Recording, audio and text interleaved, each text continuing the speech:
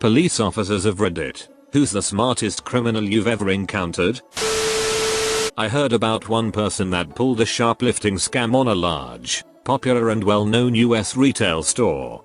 They walked in with some cheap nylon product to get one of those "I walked in with this" stickers they used to put on returning merchandise. The sticker easily peeled off the product undamaged.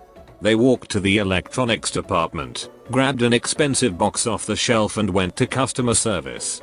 They placed the sticker on the big box and asked if they could return the item without a receipt. Unfortunately, no. Not without the original receipt. Dang it. And they walk out. Customer service even gave the doorman the thumbs up, having just interacted with the customer. This took place before widespread inventory controls and cameras absolutely everywhere. This was in the late 90s, early zeros. A guy in my dorm came to school solely to deal drugs. He took out student loans, registered for a bunch of 300-person freshman survey courses where he would never be missed, then literally never went to class. All he did was go to raves and concerts and keggers and sell party drugs. After the first semester, he was suspended. He wrote the usual "I was young and dumb and in over my head" sob story, and got put on probation for a semester. So he had a repeat of the full. At the end of the year, he was kicked out, and didn't care. He made something on the order of $150K in return for about $8K in student loans to cover a year of housing and tuition. So far as I know, he was never caught. It may have been a short-sighted maneuver in the long run, but in the short run it seemed fairly genius to effectively use federal loans to start your drug business. There's one guy I recently dealt with who is on parole. I stopped him in my city after he was looking to buy drugs. Usually people come from all over to buy drugs and then leave. I issued him a warning and let him go, as it's pretty common, and he sang like a bird regarding the people he was trying to buy from. Anyway, the next day, I got a call from his parole officer who says he was alerted the guy was pulled over and wanted to verify that it was his guy that I stopped.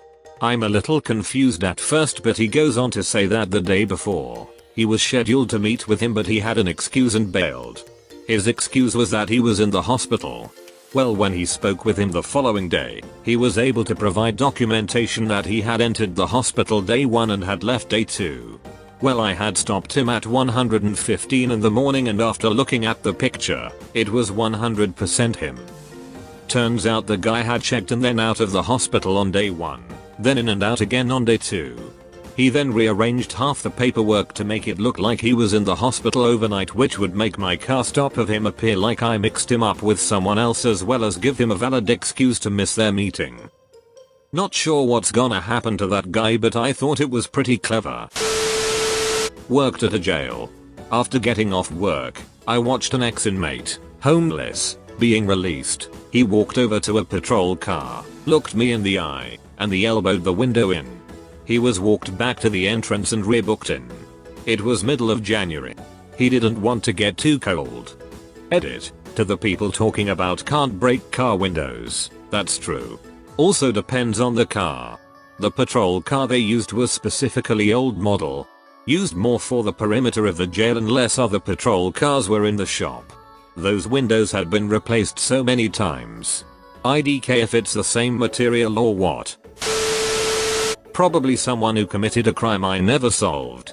With that being said, I had a guy use a sledgehammer to smash his way through a wall at a Best Buy and steal a bunch of phones and cameras. He was smart enough to wear gloves and a face mask and not touch anything he didn't have to. Off until he exited out the back door, which the alarm company gets after a minute or two and takes them like 3-4 minutes to call into us, giving him a good 5-minute head start, so he was probably a few miles away before we got dispatched to it. He clearly scoped out the area before doing his deed too. Smart dude. Edit. So part of the building was built into a hill, so the hole was on the back side of the building along the grade line, but when you're inside the building it was about 8 feet up, so it was easier for him to leave out a door. Also, the wall section where he broke through was hollow cement block. The portion of the wall below that was poured concrete. A French thief who spent 10 years in prison became a comedian when he got out. One of his stories. Finds a building, goes in, chooses a floor and transforms the exit door into an extra apartment. Puts the apartment number, fake lock, welcome rug, etc. Puts an iPhone for sale. The person comes to buy it. He opens the door in a shower robe and says, "Give me 1 second. I'm just gonna count the money," and poof.